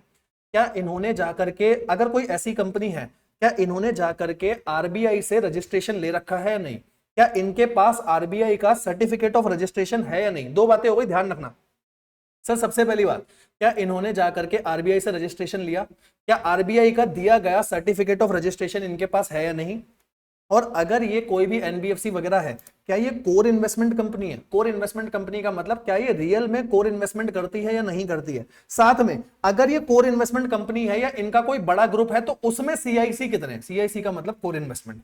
बात ध्यान से समझना, आपको चेक करना, अगर कोई कंपनी एनबीएफसी है या हाउसिंग फाइनेंस है, सबसे पहले आरबीआई के पास गई, आरबीआई का अप्रूवल लिया है, सर्टिफिकेट ऑफ रजिस्ट्रेशन लिया है, कोर इन्वेस्टमेंट कंपनी है या नहीं है? अगर वो पूरा ग्रुप है तो कोर इन्वेस्टमेंट कितनी है?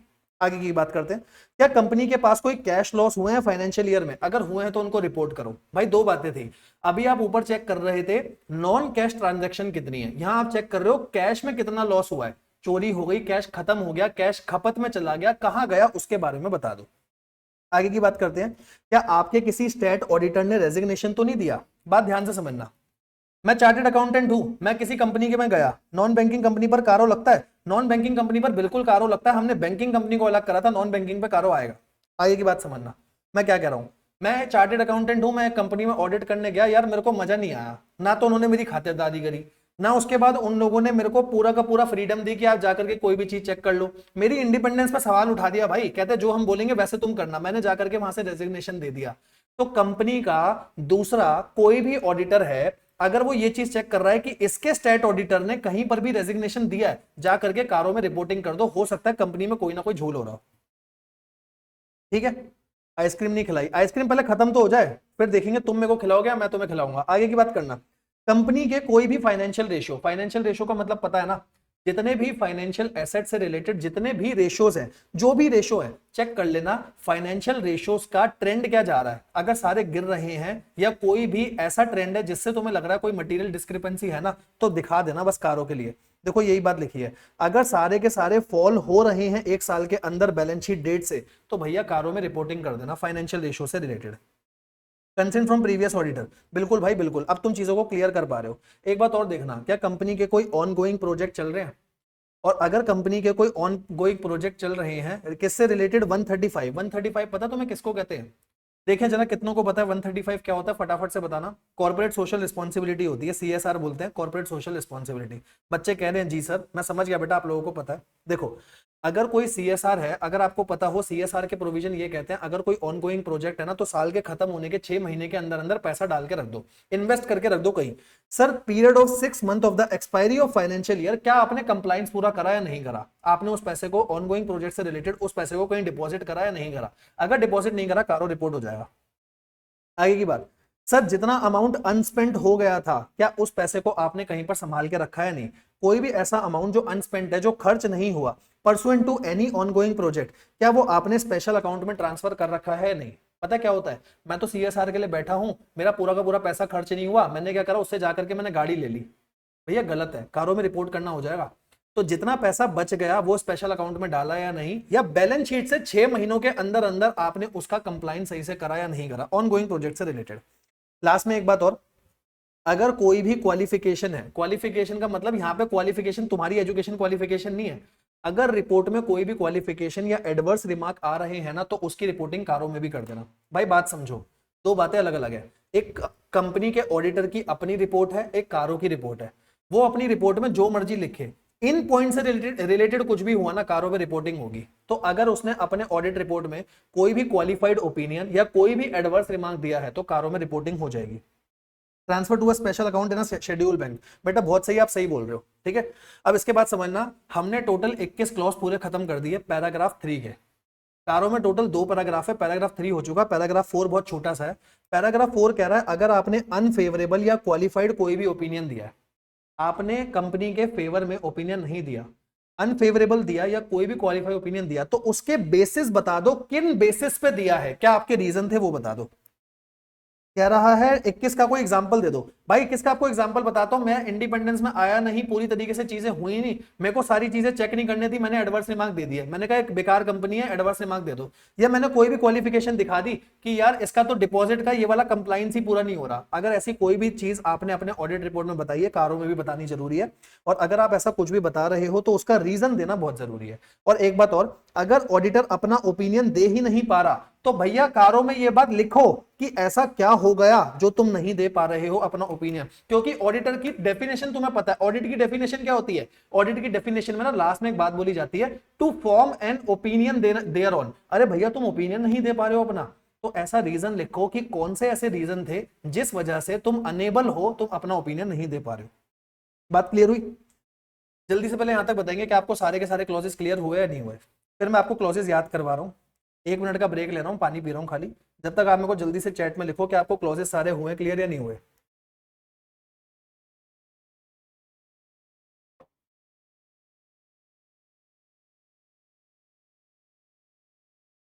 To form an opinion thereon in the form of audit report, बिल्कुल। अगर नहीं दे पा रहे हो तो रीजन बता देना। सब बच्चों को यहां तक क्लियर। अब जल्दी से आते हैं, हम ये चेक करते हैं कि हमारे को याद कैसे करना है। देखो याद करने के लिए तुम्हारे लिए तुम्हारा भाई कुछ लेकर के आया, याद कैसे करें समझो।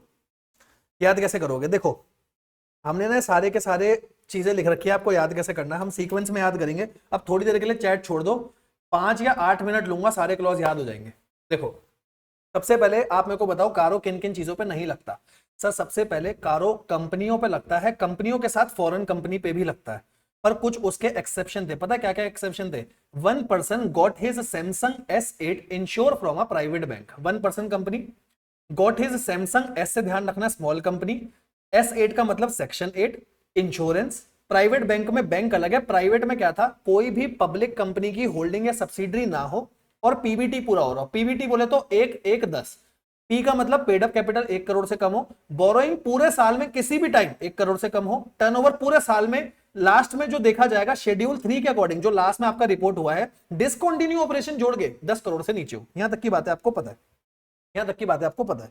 अब देखो क्लॉज कैसे याद रखोगे, पहले मेरे साथ साथ बोलना इतनी बात, फिल द कॉस्ट रिकॉर्ड, पहले 9 आपको याद हो जाएंगे, मेरे साथ साथ बोलना है, fill the cost record regularly, अपने कॉस्ट रिकॉर्ड को रेगुलरली भरो, fill the cost record regularly, ताकि कोई भी इनकम, पहले इनकम की बात करना, आप धंधा चला रहे हो, धंधे में पहले इनकम आएंगे एक्सपेंस आएंगे, पहले इनकम आएगी, क्योंकि आपको इनकम के लिए तो धंधा कर रहे हो, ताकि कोई भी इनकम अनरिकॉर्ड ना रह जाए और साथ में मेरा कोई डिफॉल्ट ना हो।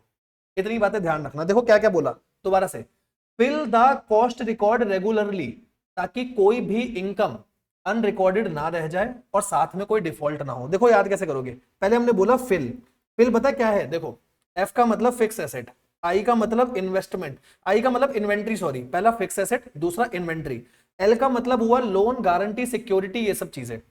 अगला फिर से लोन गारंटी सिक्योरिटी, यहां पे हम कौन से लोन की बात कर रहे थे, जो लोन आपने दिए थे, और यहां कौन से लोन की बात है, 185 या 186 सेक्शन, 185 या 186 सेक्शन, ठीक है। Fill the cost record, the का मतलब डी है, ध्यान रखना, fill the cost records, D का मतलब क्या था, डिपॉजिट्स, डी का मतलब आया deposit.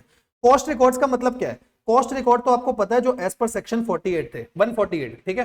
Fill the cost record regularly, regularly क्यों, क्योंकि स्टेट ड्यूज को रेगुलरली फाइल करना जरूरी है, और अगर 6 महीने से ज्यादा के लिए पेबल है उनको रिपोर्ट करना पड़ेगा। तो देखो हमने अभी तक क्या बोला, fill the cost record regularly, इसमें कौन कौन से हो गए, ऐसे नंबर से गिनो, पहला फिक्स एसेट, दूसरा इन्वेंट्री, अगला लोन गारंटी सिक्योरिटी, फिर अगला फिर से लोन गारंटी सिक्योरिटी जो 185 या 186 से कनेक्टेड हो, पहले वाला था जो आपने नॉर्मल दिया था, फिल द का मतलब deposit, fill the cost record जो नॉर्मल है, रेगुलरली, रेगुलरली का मतलब स्टेट ड्यूज अपने रेगुलरली भरो, ताकि कोई अनरिकॉर्डेड इनकम ना रह जाए, अनरिकॉर्डेड इनकम हमारा 8वां क्लॉज हुआ, और कोई डिफॉल्ट ना हो। डिफॉल्ट किसका होगा, जब आपने लोन को रीपे करना है। बताओ यहां तक के याद हुए या नहीं हुए, जल्दी से मेरे को बताओ कि आपको पहले 9 क्लॉज याद हुए या नहीं हुए। Fill the cost record regularly, ताकि ना तो कोई अनरिकॉर्डेड इनकम रह जाए ना कोई डिफॉल्ट हो, जल्दी से बताओ, यहां तक की बातें क्लियर हुई, अरे सर क्लियर हो गई। अब आगे की एक बात और करते हैं, देखो ये नालायक इस टाइम पे जो जो छोड़ के जा रहे हैं ना, मेन चीज तो मैं बता रहा हूं तुम्हारे को, ठीक है। आगे की बात समझना, fill the cost record regularly, ताकि ना तो कोई अनरिकॉर्डेड इनकम रह जाए, कोई इनकम अनरिकॉर्डेड ना रह जाए और डिफॉल्ट ना हो। अब उसके आगे एक बात और समझना, मैं इन सब का काम क्यों कर रहा हूं, मैं कॉस्ट रिकॉर्ड पता क्यों भर रहा हूं, आईपीओ से जाकर के पैसे लूंगा और उस पैसे से फ्रॉड करूंगा। देखो आगे के 2 और याद हो गए, fill the cost record regularly, ताकि कोई इनकम अनरिकॉर्ड ना रह जाए, कोई डिफॉल्ट ना हो, और पता है इनसे क्या करूंगा, आईपीओ एफपीओ से जाके पैसे लूंगा, आईपीओ एफपीओ के साथ था प्राइवेट प्लेसमेंट, प्रेफरेंशियल अलॉटमेंट, इनसे जाके पैसा लूंगा और फ्रॉड करूंगा। फ्रॉड वाला कौन सा, वही प्यार से 12 बजा दिए, 143 sub section 12 form number ADT4, आपको अच्छे से याद है, प्यार से 12 बजा दिए, फ्रॉड वाली बात हो गई।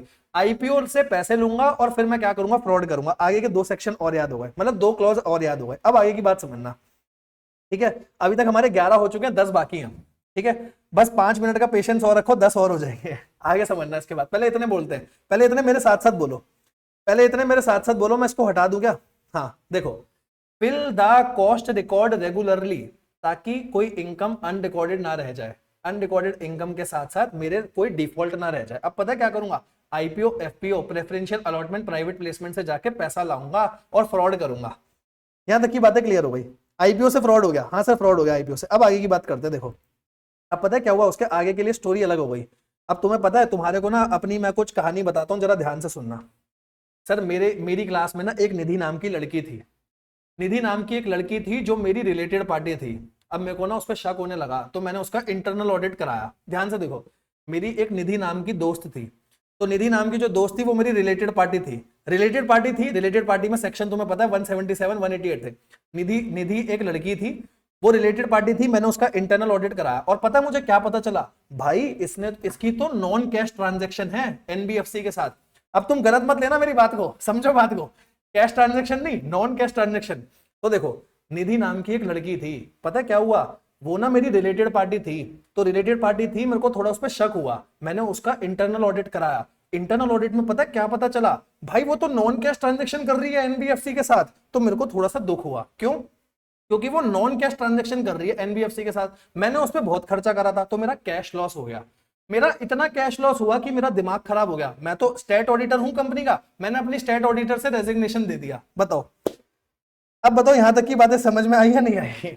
यहां तक की बातें समझ में आई या नहीं आई? देखो, निधि नाम की एक लड़की थी, उसके साथ रिलेटेड पार्टी थी वो मेरी। मैंने ना उसका इंटरनल ऑडिट कराया और इंटरनल ऑडिट में पता है मेरे को क्या पता चला? भाई वो तो नॉन कैश ट्रांजैक्शन कर रही है, वो भी एनबीएफसी के साथ। तो मेरा बहुत सारा कैश लॉस हो गया। मैं इतना गुस्से में आ गया, मैंने तो अपने स्टेट ऑडिटर के पद से रेजिग्नेशन दे दिया। और इससे पता है क्या हुआ? जैसे ही मैंने अपने स्टेट ऑडिटर के पद से रेजिग्नेशन दिया, मेरे अपने सारे फाइनेंशियल रेशियो ऊपर नीचे हो गए, बेकार हो गए। जितने फाइनेंशियल रेशियो थे सब ऊपर नीचे हो गए। मेरे जितने ऑनगोइंग प्रोजेक्ट थे ना, मैंने अपने सब ऑनगोइंग प्रोजेक्ट बंद कर दिए। मैंने कहा भाई अब मेरे को आगे कोई काम नहीं करना। देखो आगे के सारे आपको याद हो गए। ठीक है, यहां तक की बात क्लियर हुई या नहीं हुई? अब बात समझना, ऑनगोइंग प्रोजेक्ट बंद कर दिए और यहाँ 20 तक हो गए। लास्ट तो बहुत नॉर्मल सा है, लास्ट हमेशा ध्यान रखना, 21 आपको वैसे ही ध्यान रखना है। मैंने अपने लिए कोई, अपनी रिपोर्ट के लिए कोई क्वालिफाई या एडवर्स रिमार्क दिया या नहीं दिया? ठीक है, आओ जी एक बार सारे के सारे दोबारा पढ़ते हैं। ठीक है, एक बार सारे के सारे आप मेरे साथ साथ दोबारा बोलेंगे और बस उसके बाद हम इस सेशन को एंड करेंगे। आई होप आपको इस सेशन में बहुत मजा आया होगा, है ना? एक बार सारे के सारे बोलते हैं। आओ देखो, मेरे साथ साथ चलना और आप लोगों को बोलना भाई। हाँ जी, देखो सबसे पहले क्या क्या, मेरे साथ साथ, fill the cost record. Fill the cost record. Cost record कैसे भरने, जल्दी से बताओ। Fill the cost record regularly. आगे की बात, fill the cost record regularly, ताकि कोई इनकम अनरिकॉर्डेड ना रह जाए, अनरिकॉर्डेड इनकम ना रह जाए और मेरा कोई डिफॉल्ट ना हो जाए। पहले इतनी बातें करो, आओ मेरे साथ साथ बोलो। देखो एफ का मतलब क्या है? एफ का मतलब क्या है? Fix asset. आगे बात करना, आई का मतलब क्या है? इन्वेंट्री। लोन का मतलब लोन गारंटी सिक्योरिटी, जो तुमने दिया है। अगला, लोन गारंटी सिक्योरिटी कोई भी ऐसी चीज है जो 185 या 186 से कनेक्टेड है। आगे डी का मतलब बताओ जल्दी से। डी का मतलब क्या था? डिपॉजिट। डिपॉजिट के सेक्शन थे 73 से 76, कनेक्टेड हो रहे हैं या नहीं हो रहे? कॉस्ट रिकॉर्ड 148 के हिसाब से भरा या नहीं भरा? रेगुलरली स्टेट ड्यूज भरे या नहीं भरे? जीएसटी वगैरह भरे या नहीं भरे? जीएसटी से रिलेटेड दो बातें देखना, अनडिस्प्यूटेड वाला सही से भरा या नहीं भरा? 6 महीनों के अंदर पेबल हो गया तो ठीक है, अगर पेबल हुआ है तो कॉस्ट रिकॉर्ड में रिपोर्टिंग हो जाएगी, और अगर कोई डिस्प्यूटेड है तो कौन से कोर्ट में चल रहा है उसकी सारी बातें करना। आगे की बात करना, अनरिकॉर्डेड इनकम नॉर्मल है, और इसके साथ साथ और क्या बात हुई? डिफॉल्ट। डिफॉल्ट किसमें? लोन जो आपने ले रखा था उसकी रीपेमेंट वगैरह सही से करी है या नहीं करी? तो ये हुआ पहला शेड्यूल, पहला क्लॉज। दूसरा, ये तीसरा क्लॉज, ये चौथा क्लॉज, पांचवा, छठा, सातवां, आठवां, नौ। सर 9 हो गए। 9 के बाद तो स्टोरी चेंज हो गई। जरा दोबारा से देखो, 9 के बाद तो स्टोरी चेंज हो गई। तुम्हें पता है मेरे यहाँ ना, मेरे एक निधि कंपनी थी, एक निधि नाम की लड़की थी, वो ना रिलेटेड पार्टी थी। इसलिए मैंने क्या कराया, मैंने उसका इंटरनल ऑडिट करा दिया। और इंटरनल ऑडिट कराने के बाद पता है मेरे को क्या पता चला? भाई साहब वो तो नॉन कैश ट्रांजैक्शन कर रही है, और नॉन कैश ट्रांजैक्शन किसके साथ कर रही है? एनबीएफसी के साथ कर रही है। थोड़ी सी भी शर्म नहीं आई। तो मैंने क्या करा, मेरे को तो बहुत ज्यादा कैश लॉस हो गए। इतने ज्यादा कैश लॉस हुए कि मैंने तो स्टैट्यूटरी ऑडिटर से रेजिग्नेशन दे दिया। मैंने कहा जा बे जा, मेरे को तो कोई स्टैट्यूटरी ऑडिटर के पास जाना ही नहीं है। अब इससे क्या हुआ, मेरे सारे के सारे फाइनेंशियल रेशो बिगड़ गए, इतने ज्यादा बिगड़ गए कि जितने ऑनगोइंग प्रोजेक्ट थे, ऑनगोइंग प्रोजेक्ट कौन से वाले? ऑनगोइंग प्रोजेक्ट 135 वाले, सीएसआर वाले, सारे के सारे खराब हो गए। मैंने लास्ट में क्वालिफाइड या एडवर्स ओपिनियन दे दिया। देखो, निधि कंपनी 10वां क्लॉज, रिलेटेड पार्टी 11वां, जिसमें दो सेक्शन है, 177 या 188, दोनों आपस में रिलेटेड है। इंटरनल ऑडिट नॉर्मल है, इंटरनल ऑडिट से रिलेटेड। नॉन कैश आपका 13 हो गया, एनबीएफसी 14 हो गया, कैश लॉस 15 हो गया, ये स्टैट्यूटरी ऑडिटर हो गया। बीच में कुछ रह गया क्या? अच्छा, बीच में हमारे दो तो रह ही गए। अबे नलायक को बोल रहे थे तो मैंने सुना नहीं। देखो यहाँ पर एक चीज में वही मैं सोचूं कि यहाँ पर काउंटिंग में थोड़ा सा एरर आ रहा है। एरर क्यों आ रहा है सर? इसके बाद दो चीज तो बीच में रह गई। जब डिफॉल्ट कराया तो आईपीओ से पैसा लेकर आऊंगा, और आईपीओ से पैसा लाके फ्रॉड करूंगा, ये भी तो दो चीजें थी। आईपीओ से पैसा लाके फ्रॉड करूंगा, 10वां और 11वां। फ्रॉड का बताना प्यार से 12 बजा दिए, 143 सबसेक्शन 12 और एडीटी 4। एडीटी 4 आपको फॉर्म भरना है, और 143 सबसेक्शन 12। आईपीओ में क्या था? आईपीओ, एफपीओ, प्राइवेट प्लेसमेंट या प्रेफरेंशियल अलॉटमेंट। अब उसके बाद सर ये 10-11 हो गए, 12वें से निधि चालू हुई। ऐसे ध्यान रखना, मेरी 12वीं क्लास में निधि थी, तो 12वीं से ध्यान रखना, 12, 13, 14, 15, 16, 17, 18। उसके बाद आया आपके 19 और 20, और लास्ट में आया हमारा 21। ठीक है, कह रहा बोला मैंने सर, बिल्कुल अच्छी बात है। बताओ सही से क्लियर हुआ या नहीं हुआ? अब तो आपको अच्छे से क्लियर है। सारे क्लॉज मेरे साथ साथ बोलो, एक बार लास्ट बार मेरे साथ बोलो, खत्म कर रहे हैं, 11 बज गए, 11 बज गए, टाइम आउट हो गया। देखो सबसे पहले fill the cost record regularly, ताकि कोई अनरिकॉर्डेड इनकम ना रह जाए दादा, और उसके साथ कोई डिफॉल्ट ना रह जाए। एफ का मतलब फिक्स एसेट, आई का मतलब इन्वेंट्री, एल का मतलब सर कोई भी लोन, गारंटी, सिक्योरिटी जो मैंने दिए हैं, अगला कोई भी लोन जो 185 या 186 का है। द का मतलब डिपॉजिट 73 से 76 section. Fill the cost record 148 section के। कॉस्ट रिकॉर्ड के बाद क्या आएगा, रेगुलरली मतलब स्टेट ड्यूज वाली बात। इसके बाद हमारा 7 पॉइंट होगा, अनरिकॉर्डेड इनकम ना रह जाए, कोई डिफॉल्ट ना रह जाए। अब पता है क्या करूंगा, आईपीओ एफपीओ से पैसा लाऊंगा, प्रेफरेंशियल अलॉटमेंट से लेकर आऊंगा पैसा, प्राइवेट प्लेसमेंट से लाऊंगा और फ्रॉड करूंगा। फ्रॉड कैसे करूंगा, 143 सबसेक्शन 12 या एडीटी का फॉर्म नंबर 4 मेरे को भरना है एज एन ऑडिटर। आगे सर 12वीं क्लास में एक निधि नाम की लड़की थी, तो 12वां आया निधि, वो क्या कर रही थी, वो मेरी रिलेटेड पार्टी थी। 13वां आया रिलेटेड पार्टी, और उसका मैंने इंटरनल ऑडिट कराया 14 में। तो उसके बाद मेरे को 15 में पता चला ये तो नॉन कैश ट्रांजेक्शन कर रही है एनबीएफसी के साथ, और मेरे को पता चला तो मेरा तो बहुत ज्यादा कैश लॉस हो गया। कैश लॉस 17 बोले तो खतरा, तो कैश लॉस हुआ। कैश लॉस के बाद पता है मैंने क्या करा, मैंने तो स्टेट ऑडिटर से रेजिग्नेशन दे दिया। अब उसके बाद मेरा इतने फाइनेंशियल रेशियो सारे खराब हो गए, मेरे सारे ऑनगोइंग प्रोजेक्ट बंद हो गए, मैंने क्वालिफाई और एडवर्स ओपिनियन दे दिया। आई होप आपको अच्छे से क्लियर हो गया होगा। जल्दी से बताओ क्लियर हुआ या नहीं हुआ। जल्दी से वीडियो को लाइक कर दो जिसने नहीं करी। और एक काम बस आपको और करना है, इस लेक्चर से रिलेटेड आपका कोई भी फीडबैक है बेटा, फीडबैक जरूर शेयर करना। इतनी जो हम मेहनत कर रहे हैं आप लोगों के लिए, एक बहुत अच्छा मोटिवेशन मिलता है जब आप लोग फीडबैक शेयर करते हो। जैसा भी आपको लगाओ बताना। और आई होप आपको कारो पूरा का पूरा टिप्स पे हो गया होगा।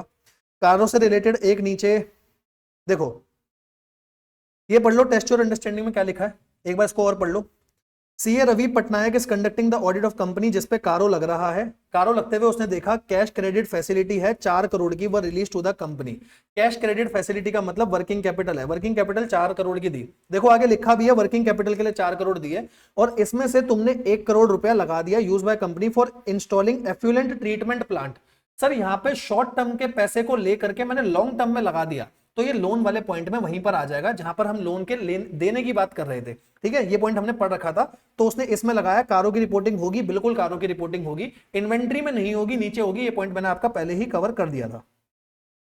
ठीक है, और इसके साथ साथ आपको एक बात और बता रहा हूं, जो मेरा वाला चैनल है सीए दिव्यांग ज्ञानचंदानी वाला, उस चैनल को भी लाइक सब्सक्राइब कर देना। बता रहा हूं क्योंकि उस पर भी मैं कुछ आपकी रिवीजन वीडियो अब चालू कर रहा हूं। और एक बात आप सभी लोगों के लिए जो बहुत इंपॉर्टेंट है, बात ध्यान से सुनना।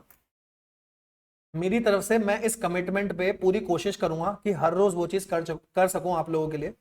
आज से बेटा हर रोज एजीसी वाले चैनल पे 10 PM में लाइव आऊंगा। आज से हर रोज टिल योर एग्जाम, जब तक आपके एग्जाम है, हर रोज मैं 10 PM लाइव आऊंगा।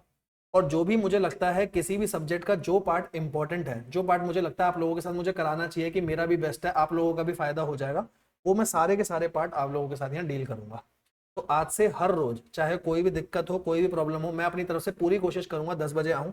मैं नहीं आऊंगा तो अंकित सर आएंगे, लेकिन हम लोग आप लोगों के साथ एग्जाम तक कनेक्टेड रहेंगे। आपके साथ जो भी प्रॉब्लम होगी, जिस भी टॉपिक में दिक्कत होगी, ट्राई करना। अगर हमसे हो पाया तो वो हम जरूर करेंगे आप लोगों के लिए। ठीक है जी। अब इसके बाद नीचे जो केस स्टडी दे रखी है, ये कारों से रिलेटेड नहीं है, वरना मैं आपको करा देता। कारों से रिलेटेड एक छोटा सा क्वेश्चन और है, बस मैं आपको वो और दिखा देता हूँ। कारों से रिलेटेड एक छोटा सा क्वेश्चन और है, वो और देख लो। No class tomorrow, all road blocked by Delhi police. बेटा अभी मैं एक बार पूछूंगा एनआईआरसी में कल का क्लास का क्या शेड्यूल है, अगर होगी तो क्लास ले लूंगा, ऐसे मेरे को कोई दिक्कत नहीं। एक बार ये देख लो क्या लिखा है, 17 क्वेश्चन देखो क्या है। 17 क्वेश्चन देखो, discuss which class of company are specifically exempt from the applicability of CARO. कौन कौन सी क्लास ऑफ कंपनी एग्जेम्प्ट है। अरे सर आप ये चीज हमसे पूछ रहे हो। 1 person got his Samsung asset ensure from a private bank, हमने सारे बोल दिए। प्राइवेट बैंक के बारे में हमें सब पता है, पीबीटी 10 करोड़। ठीक है, तो आप लोगों को आज ऑडिट पढ़ा के मुझे बहुत मजा आया, आई होप आपको भी बहुत मजा आया होगा। तो इस लाइव वीडियो को यहीं एंड करते हैं। थैंक यू सो मच, और अपना ध्यान रखो। कल मिलेंगे 10 बजे दोबारा से। ठीक है, कल 10 बजे दोबारा से यहीं पर मिलेंगे, कुछ नया डिस्कस करेंगे। मुझे आज लोगों के साथ आपके साथ बहुत मजा आया, आई होप आपको भी आया होगा। ठीक है, चलो जी, bye bye guys, take care, good night.